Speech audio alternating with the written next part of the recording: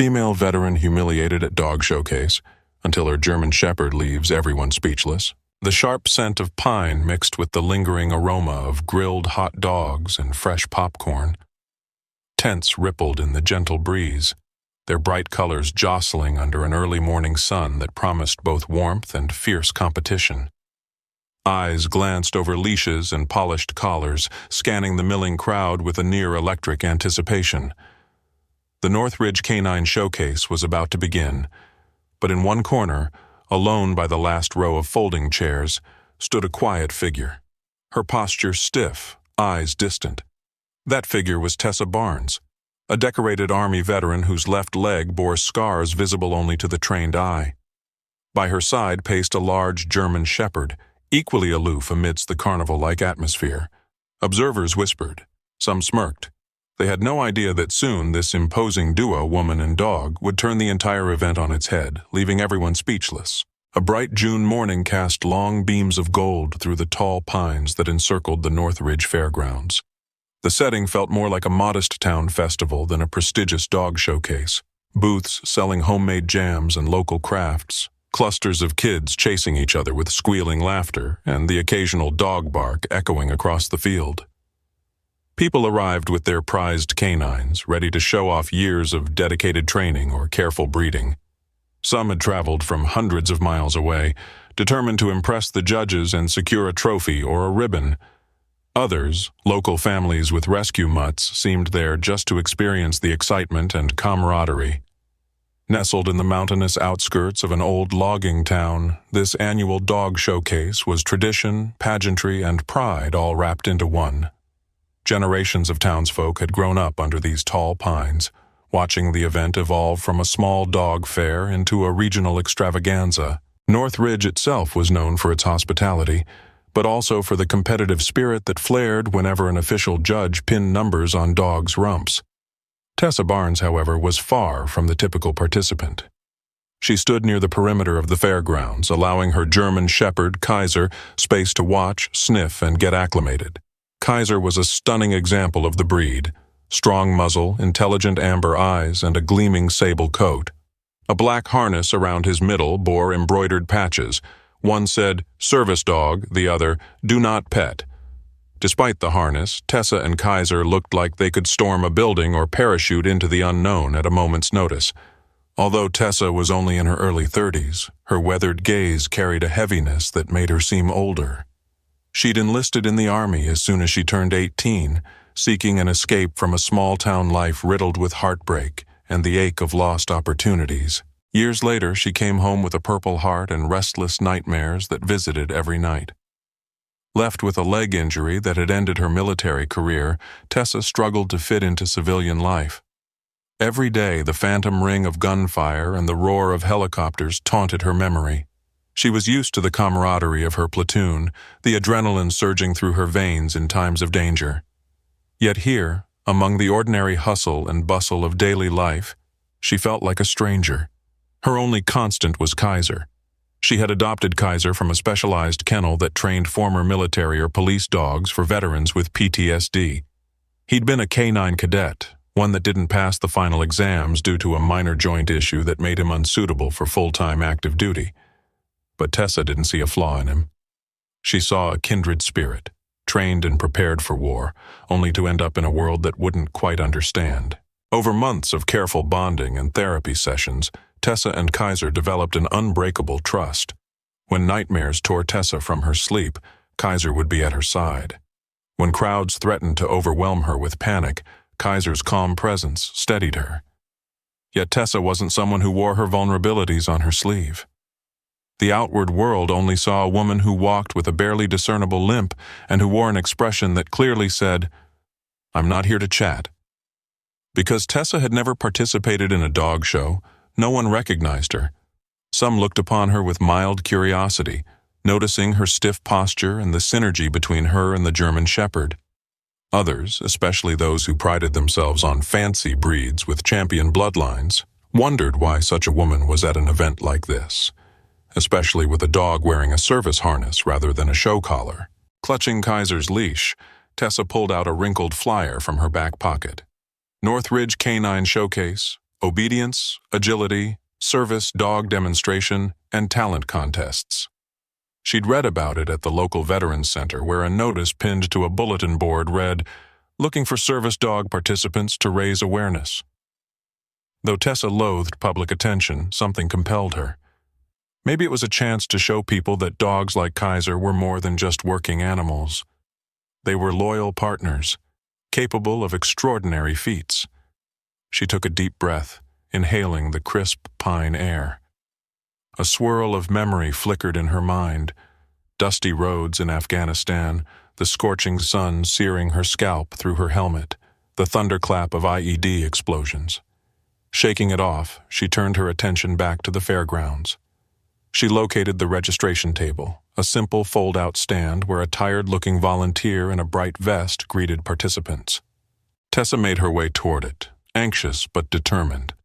An older man with a wide-brimmed hat and kind eyes stood behind the table. His name tag read, Frank. He offered a gentle smile. "Good morning, miss. Name and category?" Tessa cleared her throat. "Tessa Barnes, service dog demonstration category." Frank flipped through the registration sheets. Barnes.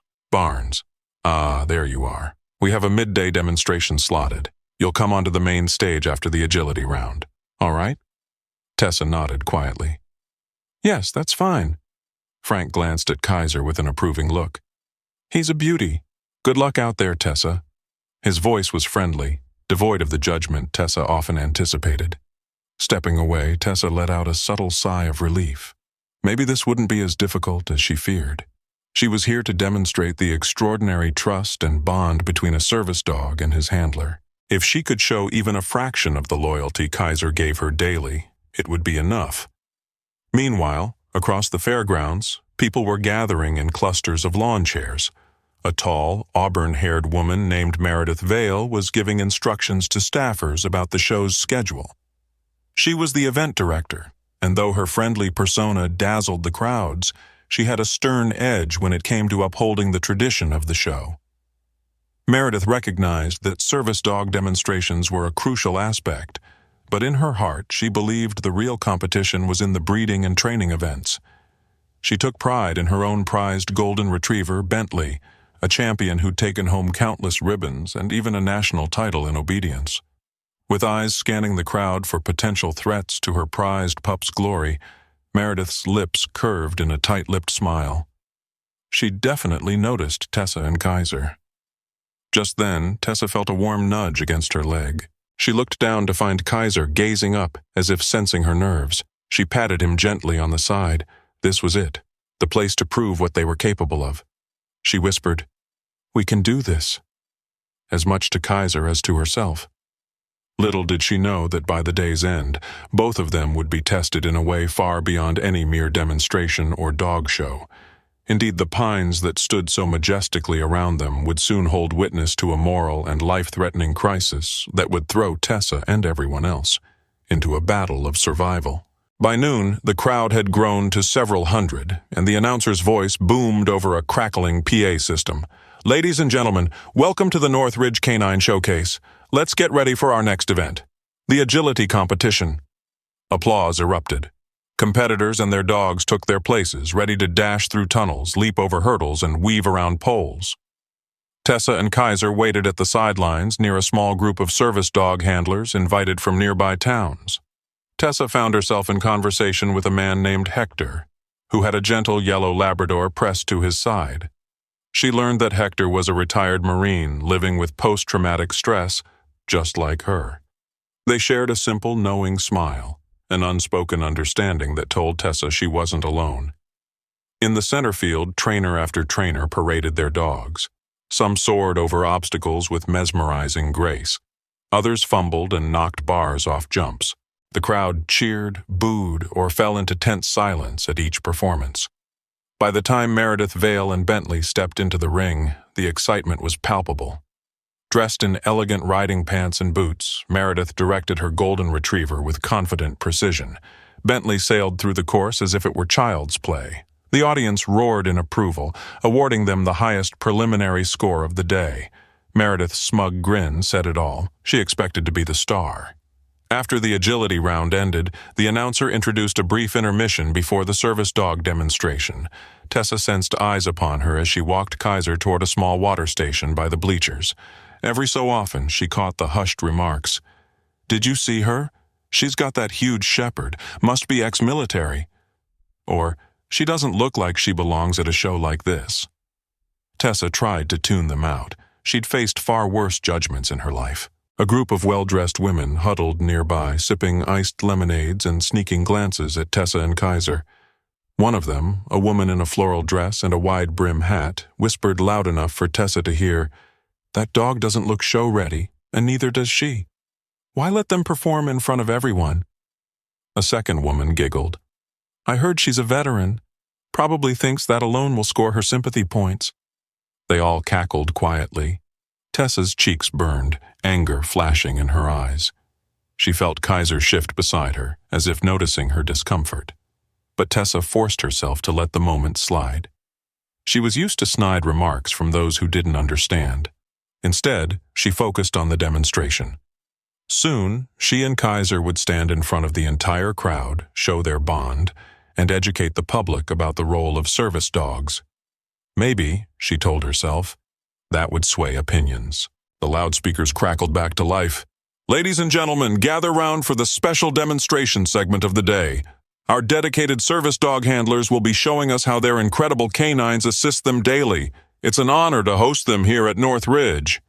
Tessa joined Hector and two other handlers at the open field. Each had a designated time to speak and demonstrate specific tasks. Hector went first with his lab, demonstrating how his dog could help retrieve medication, turn on lights, and even recognize signs of a panic attack. The crowd seemed genuinely impressed, offering polite applause. Another handler showcased her dog's ability to detect low blood sugar. Again, intrigued applause. Then it was Tessa's turn. Her stomach churned as she stepped forward. The announcer's voice echoed. "And now, we have Army veteran Tessa Barnes and her German Shepherd, Kaiser. Let's hear about Kaiser's training and how he helps Tessa every day." A smattering of polite claps dotted the bleachers. Heart thumping, Tessa took the microphone. "Hello, everyone. I'm Tessa. Kaiser is my service dog. He's trained to help me manage post-traumatic stress and mobility issues from an injury." She glanced at Kaiser, who watched her intently. "He can sense when I'm anxious or having flashbacks. He also helps me with balance if my leg locks up." She then showed a few commands. She dropped a small item and instructed Kaiser to fetch, which he did swiftly, placing it in her hand with care. She demonstrated how she'd trained him to press a sensor that could call for help if Tessa was incapacitated. The demonstration was humble but meaningful, each command guided by the quiet synergy between them. There was no wild cheering like with the agility round. Service work lacked the immediate thrills of leaps and sprints, but Tessa caught glimpses of empathy in some faces, especially among older spectators. Maybe that alone was worth it. However, as Tessa and Kaiser started to exit, a man with slicked-back hair and an official-looking clipboard stepped forward. He was one of the show's volunteer judges, apparently assigned to keep everything on schedule. In a loud, condescending tone, he said, "Miss Barnes, we appreciate your demonstration. However, we do request participants follow standard dress code, white top, black pants, or a formal suit. This is a show, after all. We want to keep things professional.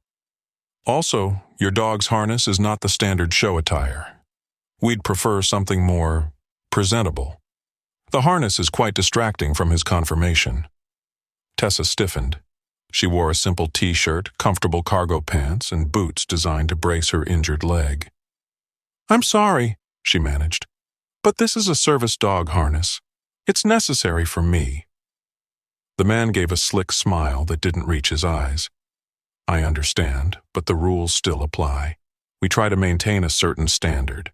I suggest next time you attend, you coordinate your outfit so it meets the show's dress guidelines." His voice dripped with patronizing undertones. A hush fell over the area. Some onlookers stared wide-eyed while others looked down awkwardly. Tessa's cheeks flamed with embarrassment. I wasn't aware that—" "Regardless," the man cut her off. "The demonstration is over. Thank you for your service, Miss Barnes, but we have a schedule to keep." He turned away abruptly, leaving Tessa feeling as though the spotlight was shining squarely on her humiliation. Kaiser sensed Tessa's rising panic. He pressed close to her leg, nudging her gently. She took a shaky breath, forced herself to ignore the pitying or judgmental stares, and left the field. As she did, the cluster of well-dressed women from earlier gave pointed stares. One spoke loudly enough for Tessa to hear. Oh dear, she should have at least tried to dress better. This is a show, not a camping trip. Tessa's humiliation was complete. She walked toward the far edge of the fairgrounds, behind a tall line of pines. She sank onto a vacant wooden bench, adrenaline still surging through her limbs. She cast her eyes downward, fighting the anger and the shame that battled in her chest. Hector joined her moments later, placing a comforting hand on her shoulder. "That was uncalled for," he said, voice low. "Nobody told us about any special dress code. It's a demonstration, for crying out loud, not the Queen's ball." Tessa nodded, exhaling. I hate this. We didn't come here to be part of a competition or to be judged on appearance. We came to show what service dogs can do." Hector patted his Labrador, who was lying at his feet. "Just remember, you did your part. Kaiser's an amazing dog. Anyone who doesn't see that is blind." They sat in silence for a while, the sounds of the fair drifting in from a distance. Applause, laughter, barking dogs. Kaiser nuzzled Tessa's hand, and she scratched behind his ears absently. For a brief moment, Tessa closed her eyes, listening to the whisper of the wind through the pines. She tried to let it soothe her, but the peace was short-lived. A blood-curdling scream shattered the midday calm. Tessa and Hector snapped upright, scanning the fairgrounds. More screams followed, high-pitched and frantic. People began running in disorganized clusters, some diving behind tents, others racing for their cars. At first, Tessa's adrenaline spiked with the primal alarm of battle. Her mind conjured images of incoming mortars or an enemy ambush. But this was North Ridge, not a war zone. She caught sight of a woman stumbling in a panic, nearly tripping over her own feet. Tessa rushed to her side, ignoring the throbbing pain in her knee. "What happened?" Tessa demanded, voice sharp with urgency. The woman trembled, tears streaming down her face. It's an accident! A big truck. It lost control on the mountain road." She gasped for breath. Rolled down the embankment behind the show area. A group of kids. They were hiking there. Oh my God, I think they're trapped." Tessa felt a jolt of raw fear.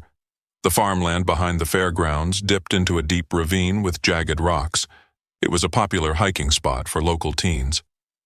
"Stay calm," she told the woman, though her own pulse hammered at her temples. "Where exactly did it happen?" The woman pointed a shaking hand toward a steep trail that led up into the pines. "They were off the main path, heard a crash, saw smoke. People are calling 911, but they said it'll take time for first responders to navigate the mountain roads." Some of the show staff were already trying to mobilize a response, but confusion reigned. Tents were scattered, dogs barked uncontrollably, and frightened families were either fleeing or standing paralyzed. Tessa instinctively felt that she needed to help, no matter the cost. She rose and turned to Hector, who was already looking at her with determination in his eyes. "We can't just stand here," he said. "I'll come with you." At his side, his Labrador whined, sensing the tension, but Tessa shook her head. "Your dog is a therapy dog, right? Might be best if you help keep people calm here. So many are panicking." She forced her voice to be steady. "I can handle this." In truth, Tessa's heart pounded at the prospect of going into a rescue situation. She wasn't fully sure if she was physically capable. Her leg could give out at any moment on the steep terrain.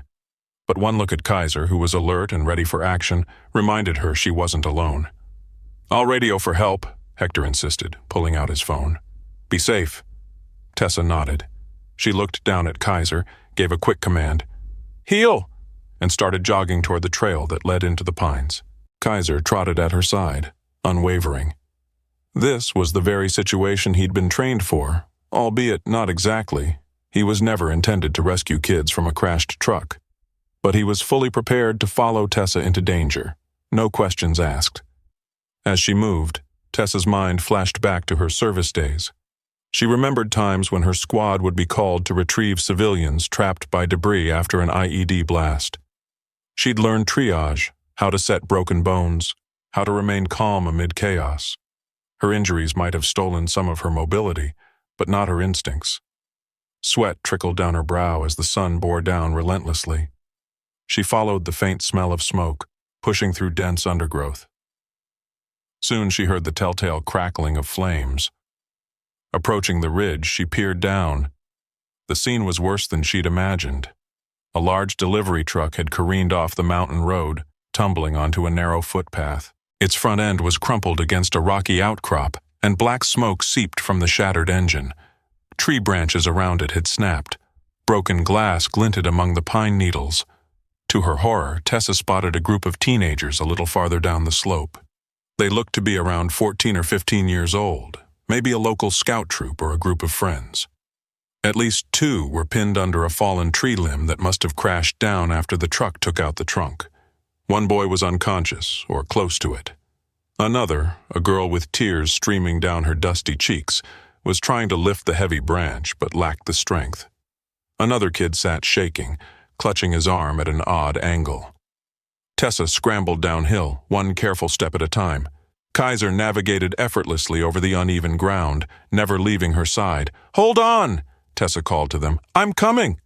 The kids spotted her, relief bursting across their faces.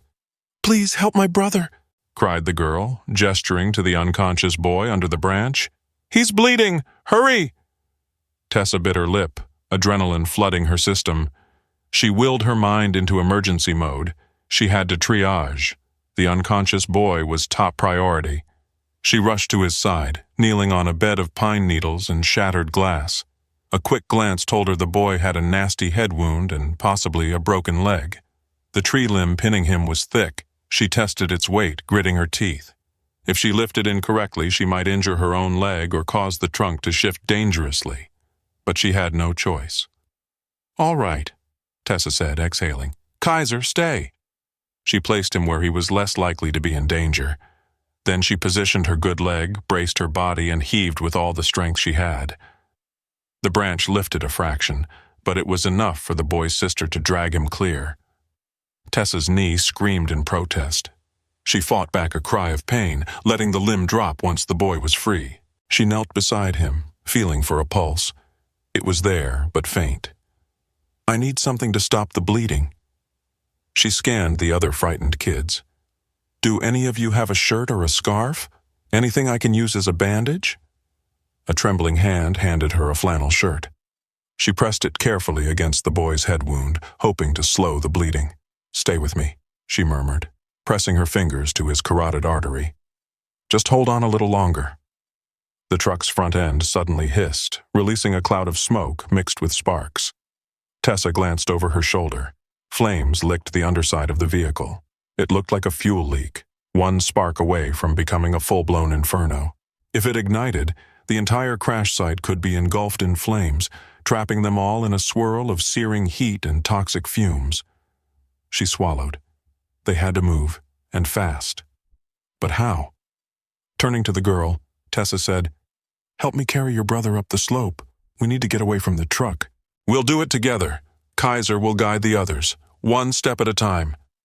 Bracing the unconscious boy's shoulders, Tessa and the girl began hauling him uphill. Tessa forced herself to ignore the throbbing in her knee, every muscle trembling from the strain. "Kaiser, come here, boy, watch them," she ordered, gesturing to 2 other teenagers who looked relatively unhurt. "Guide them up the slope." Kaiser barked once and nudged at the kids, as though encouraging them to stand and follow. Most of them were limping or in shock. The slope was steep, littered with debris, but Kaiser's calm presence steadied them. He guided each step, sometimes placing himself in front of them to block a fall. It was the very essence of his training, to be an anchor amid chaos. As Tessa and the girl reached a flatter section of ground, Tessa paused, sweat pouring down her face. She laid the unconscious boy gently on a patch of grass. The group huddled there, fear etched across their dirty, tear-streaked faces. The older girl collapsed to her knees, sobbing, but Tessa placed a firm hand on her shoulder. "Stay strong, we'll get help. Is anyone else down there?" The kids shook their heads, though some seemed too rattled to speak. We were all together," mumbled a boy with a scraped cheek. "No one else." Tessa's eyes flicked back to the truck. Smoke thickened, threatening to erupt into a blaze. If the truck driver was alive, he might be pinned. She made a split-second decision. She couldn't leave anyone behind. "Stay here," she told the kids. "Kaiser, watch them." Kaiser obeyed, standing guard over the group. Ignoring the protest of her battered body, Tessa scrambled back down the slope toward the truck. She had no idea who else might be inside. Her breathing came in gasps, but she forced herself forward, recalling the times she'd run into literal firefights to rescue wounded comrades. This was no different. A life was a life. Reaching the driver's side, she found the door smashed in. She peered through the shattered window. A man, likely in his 40s, wearing a delivery uniform, was slumped against the steering wheel.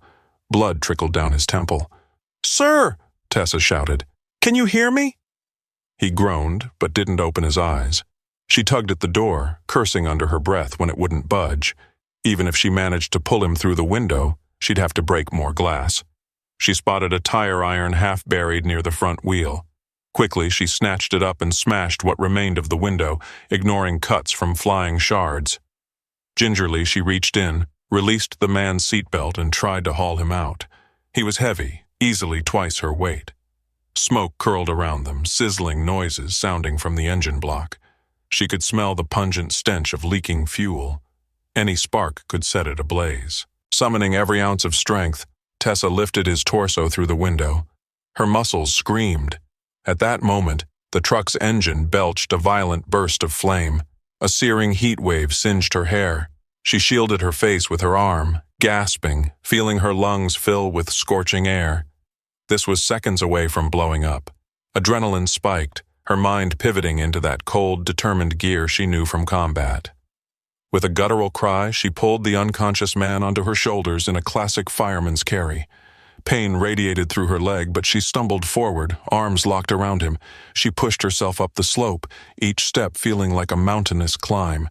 Her vision blurred from tears caused by the smoke. "Just a few more steps," she growled to herself. Suddenly, she heard the roar of an explosion.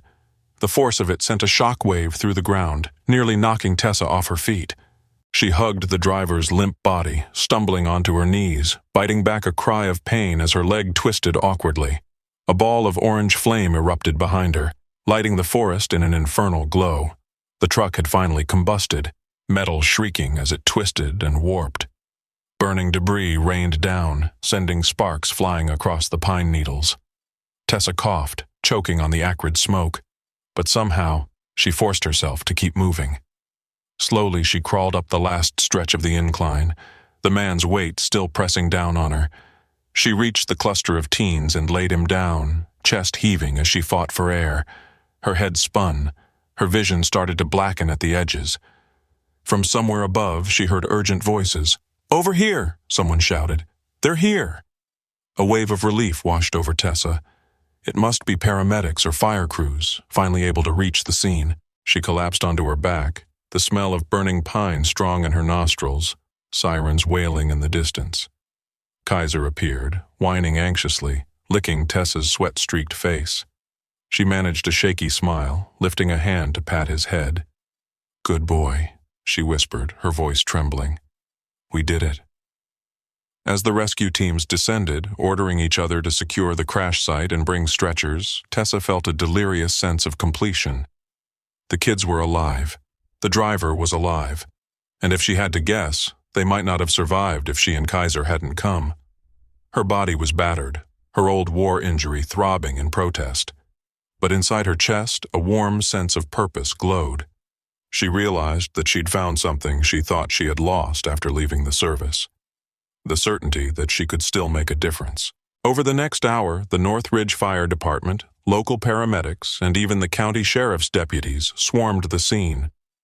Stretchers lifted the injured kids and the driver to ambulances waiting at a clearing just beyond the dense pines. The paramedics beckoned Tessa, too, concerned about her injuries. She hesitated. She never liked attention, especially medical, but her leg was screaming and her arms trembled, so she reluctantly accepted help. They seated her in the back of an ambulance, Kaiser by her side, while a friendly paramedic named Carla checked her vitals. "Any dizziness?" Carla asked, shining a light into Tessa's eyes. Tessa winced but answered stoically. "Some. Probably inhaled a lot of smoke. I'm sore, but I'm fine." Carla frowned at the cuts on Tessa's arms. "You've got some nasty scrapes. I'm going to clean them and bandage them up. You really should go to the hospital for a more thorough exam." Before Tessa could protest, footsteps approached. She looked up to see a group of fairgoers and staff from the dog showcase, including Hector and Meredith Vale. A hushed awe hung in the air as they surveyed Tessa's soot-covered face, torn pants, and the way Kaiser pressed protectively at her side. Word had traveled fast. The Army veteran had charged into the flames to rescue people from the crashed truck.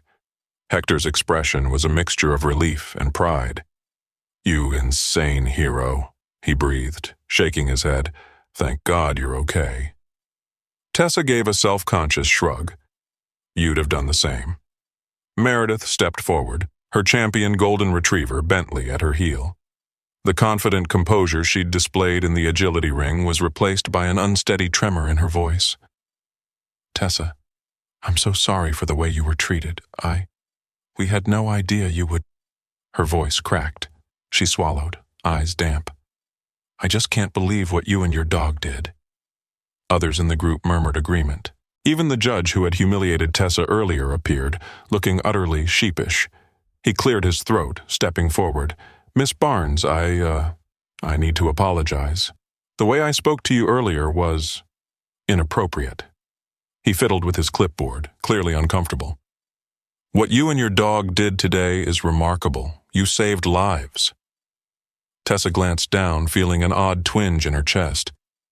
She never craved recognition, but the acknowledgement felt strangely soothing after the humiliations she'd endured.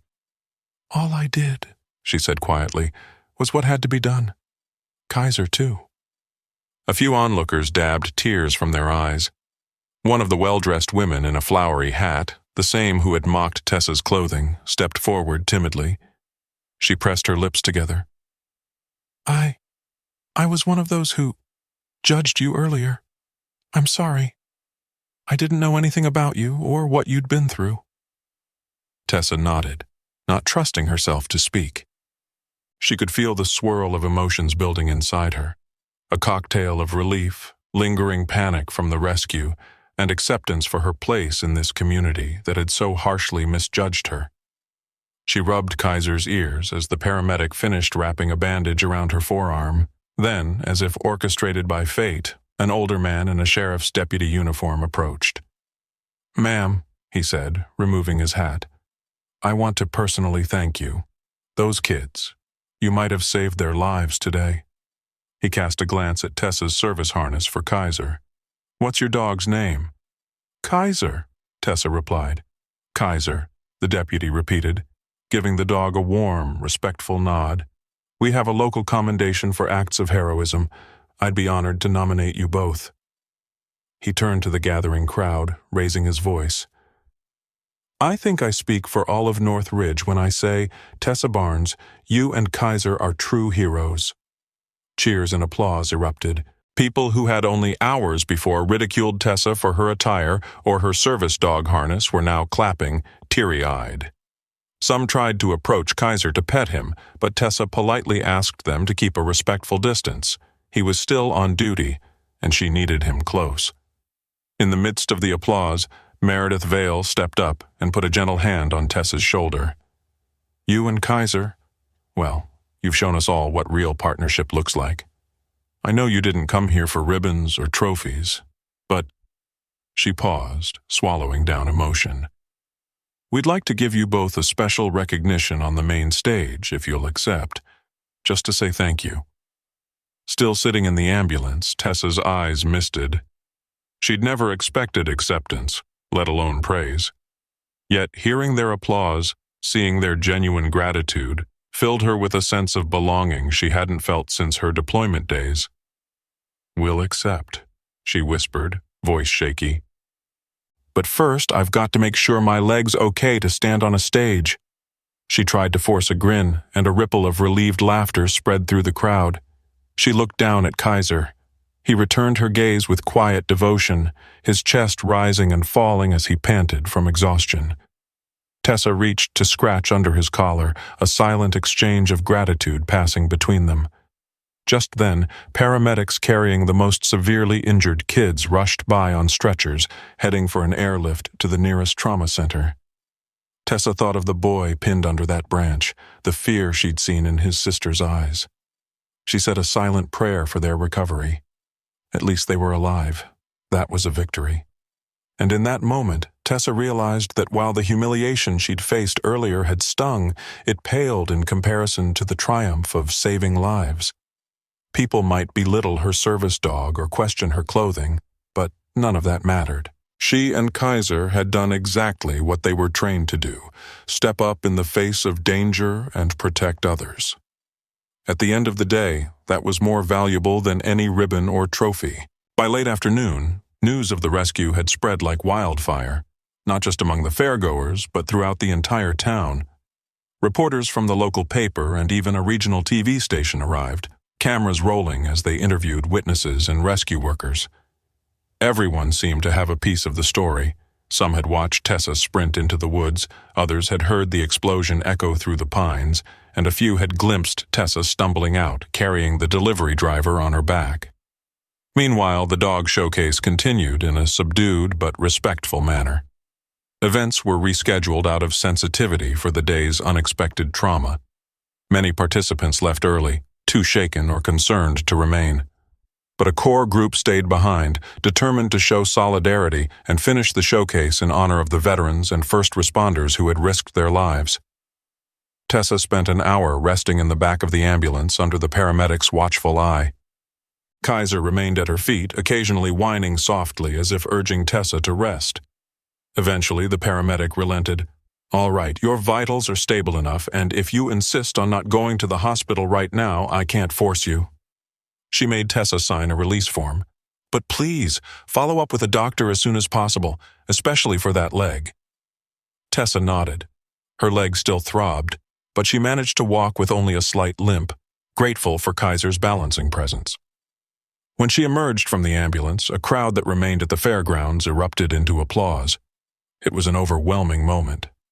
Tessa felt her cheeks flush with a mixture of embarrassment and pride. She'd never been one to hog the spotlight. Meredith Vale took the microphone on the main stage. "Ladies and gentlemen, I know it's been a difficult day. We faced an unimaginable tragedy, but thanks to Tessa Barnes and her incredible dog, Kaiser, along with our swift emergency responders, several lives were saved. Let's show them our gratitude." More applause followed. Tessa, coaxed by Hector and a few others, made her way onto the stage. She stood at Meredith's side, scanning the crowd. The same bleachers that earlier had eyes of judgment now seemed brimming with admiration and grateful respect. Hector led the service dog demonstration group in a standing ovation. Even the local dog breeder clubs, with their fancy poodles and pedigreed beagles, stood clapping wholeheartedly. Meredith cleared her throat, fighting emotion. "On behalf of the Northridge Canine Showcase, we present Tessa Barnes and Kaiser with a special commendation for bravery, compassion, and service." She handed Tessa a small plaque that read, "Northridge Hero Award." It wasn't a typical dog show ribbon. It was something specifically crafted last minute with a hurried signature and date. But in that moment, it felt more meaningful than any polished trophy could have been. Tessa gingerly accepted the plaque, feeling tears burn at the corners of her eyes. She held it up, then glanced at Kaiser, who sat attentively by her side, tail wagging. The crowd roared. Just as Tessa was about to step off the stage, the judge who had humiliated her earlier took the microphone, clearing his throat. "I'd also like to say something," he began, his voice quivering. "I spoke to Miss Barnes in a discourteous manner earlier, criticizing her attire and her dog's harness. I didn't give any thought to her circumstances or to the essential role that harness plays in her life. For that, I offer my deepest apologies." He looked at Tessa with genuine regret. This event was founded to celebrate the bond between humans and dogs. Today, Tessa and Kaiser exemplified that bond in the most extraordinary way. He turned back to the crowd. I hope we can all learn from their example. Tessa offered a small nod. She wasn't someone who easily forgave or forgot insults, but she recognized genuine remorse. Thank you, she whispered, voice catching. She needed no further elaboration. Then, unexpectedly, one of the teenage girls Tessa had rescued appeared at the foot of the stage, her leg in a brace. She gazed up at Tessa with wide, grateful eyes.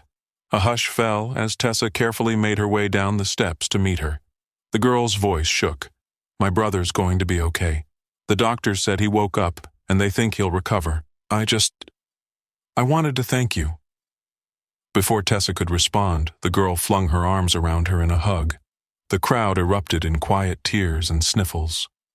Tessa gently hugged the girl back, trying to steady her own emotions. I'm just glad you're all alive, she whispered. Kaiser gently poked his nose against the girl's hand, as if to say he was glad, too. She stroked his head and gave him the most heartfelt smile. In that instant, the day's humiliations, the judgments, and all the pain Tessa had carried since returning from her final deployment seemed to fade. She saw that for all the darkness she'd witnessed in life, moments of unity and grace still existed. Her role, maybe even her purpose, was far from over. Night fell softly over the North Ridge Fairgrounds, lanterns and fairy lights illuminating the remaining tents. Many families packed up and left, but a significant crowd stayed for a makeshift closing ceremony that felt more like a vigil of gratitude and reflection than a dog show. Candles flickered in memory of what might have been a tragic day had Tessa and Kaiser not intervened. Though Tessa's body ached, she felt a profound sense of peace. She sat with Hector and a few other service dog handlers near a crackling fire pit. Kaiser dozed with his head resting on Tessa's boot. The hush of the pine forest enveloped them like a comforting blanket. Local volunteers served hot cocoa and coffee, free of charge to everyone who remained. Quiet murmurs of conversation drifted through the night. Families discussing how quickly life could change, dog owners marveling at their pets' loyalty, and a group of teens recalling in hushed voices how Tessa had arrived just in time. Meredith Vale approached, wearing a thick cardigan against the evening chill. Bentley padded beside her, tail wagging. She offered Tessa a styrofoam cup of hot cocoa. Don't worry, it's just the right temperature, she joked softly. Thanks, Tessa said, taking a sip. The warmth traveled through her chest. Meredith gazed into the fire. I've been directing this showcase for years, she mused. I thought I understood the bond between people and their dogs. But today, I realized there's a depth I never even imagined. Watching you and Kaiser risk everything was humbling. I'm sorry for how I treated you earlier. Tessa gave a gentle nod. I appreciate that. Thank you. Tomorrow, Meredith continued, I'm hosting a small reception at the community center for the participants who stayed. I'd be honored if you and Kaiser joined. This time, you can wear whatever you want. Tessa smirked, letting out a small laugh. I think Kaiser and I might just do that. An hour or so later, Tessa and Kaiser decided to head home. The paramedics had warned her to rest her leg. Hector helped her gather her things, praising Kaiser with gentle pats. You take it easy, soldier, he teased. No more scaling cliffs for at least a week, okay? Tessa rolled her eyes but smiled. I'll try. Then she gave him a firm, grateful handshake. Thank you for your support today, Hector. It meant a lot. He placed a hand on her shoulder, voice quiet. The bond we share, brothers and sisters in arms, goes deep. Anytime you need me, I'm there. Feeling a renewed sense of brotherhood, Tessa led Kaiser to her pickup truck. She lowered the tailgate and helped him jump in, then climbed into the driver's seat. As she started the engine and drove away, the flicker of fairground lights receded in the rearview mirror. She felt different, lighter, as if some invisible burden had lifted. The hum of the engine lulled her, and Kaiser's presence in the back seat was a comforting anchor. The next day, Tessa rose with a groan. Her muscles felt like lead, and her legs stiffened to the point of making her hobble. She carefully stretched, letting Kaiser guide her through her morning routine, picking up dropped items, nudging her when her balance wavered. Outside, The early sun glinted on the pine trees, the same pines that had witnessed the rescue. But the memory of smoke and flame no longer triggered Tessa's panic. Instead, she felt a sense of gratitude. She drove to the community center for Meredith's reception. The building was a modest wooden structure near the heart of North Ridge, decorated with simple banners reading, "Thank you, heroes," and "Service Dog Demonstration." Inside, a small crowd had gathered. Local families, event organizers, the service dog handlers, and even a few of the teenagers Tessa had rescued. They greeted her with applause, though less thunderous than the day before. It felt more personal, more heartfelt. The teenage girl from the crash site ran up to Tessa, enveloping her in another hug. "My brother's stable," she said, tears glimmering. "He's got a concussion and a broken leg, but the doctors say he'll recover fully." "That's wonderful news," Tessa replied, genuinely relieved. Meredith approached with a warm smile. In the center of the room stood a table with a small buffet, and next to it, a large poster board displaying pictures from the dog show. Someone had already pinned a photo of Tessa and Kaiser from the stage ceremony, accompanied by a headline from the local paper: "Service dog and veteran rescue crash victims. Real-life heroes emerge at North Ridge Showcase." The day turned into a mellow celebration. People asked Tessa countless questions about Kaiser, about her time in the Army, and about how they could better understand and respect service dogs. She answered as best she could, feeling for the first time that sharing her story might actually help others, help them see beyond stereotypes, and realize the value of compassion. About halfway through the reception, the volunteer judge who'd humiliated Tessa approached her once more. He looked anxious but determined. I wanted to invite you as an honorary guest judge next year. We'd like the service dog community to have a say in the event. We want to ensure we're doing things right. No more arbitrary dress codes or harness restrictions for demonstrations." Tessa smiled, a genuine soft grin. "I'll consider it," she said. "Thank you." A quiet hush fell as Meredith stepped forward, tapping a spoon against a glass to get everyone's attention. "Before we wrap up, I want to say a few words. Yesterday's events taught us all something priceless. Heroism and loyalty come in many forms. Tessa, your bravery reminds us that real strength isn't about ribbons or trophies. It's about heart. And Kaiser, well, he's a testament to the incredible bond between a service dog and a handler." She glanced around the room. "I challenge each of you here, and anyone who hears this story, to remember how quickly we judged Tessa before. Let's carry the lesson forward. Be kind, be understanding, and never underestimate what someone is capable of. We never know what challenges they face or what heroism lies within them." Soft applause spread through the crowd. Tessa felt warmth bloom in her chest, an emotion somewhere between humility and pride. Kaiser wagged his tail, as if sensing the positive energy. She stepped forward, clearing her throat. "Thank you, Meredith, and thanks to all of you for being willing to change. That's bravery, too, because it's not easy to admit we're wrong and do better." She paused, meeting the eyes of the judge who'd apologized, the well-dressed women in hats, the paramedics, even Hector.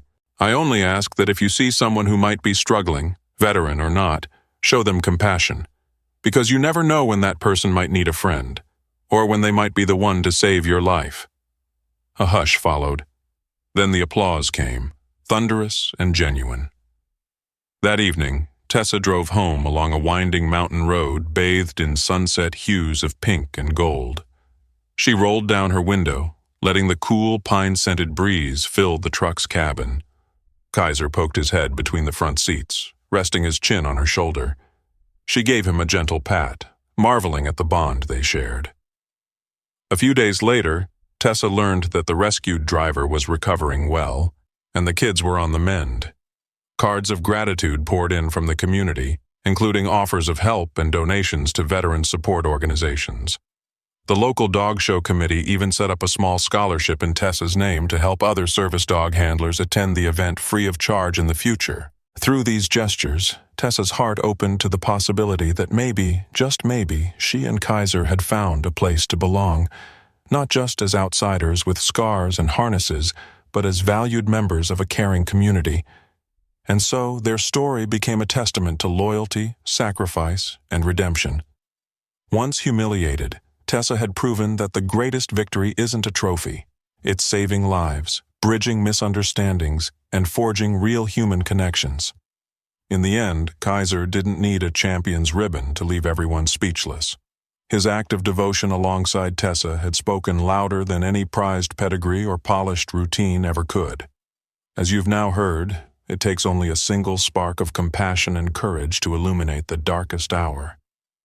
Tessa and Kaiser found that spark in each other, and the flames of their loyalty warmed an entire community. If Tessa and Kaiser's story touched your heart, take a moment to reflect on the power of kindness and the importance of looking past first impressions. We all carry hidden battles. Sometimes we just need a friend or a helping hand. Share this story with someone who needs a reminder that compassion can save lives, heal wounds, and bring us closer together. And if you haven't already, consider subscribing to our channel for more uplifting stories of loyalty, bravery, and hope.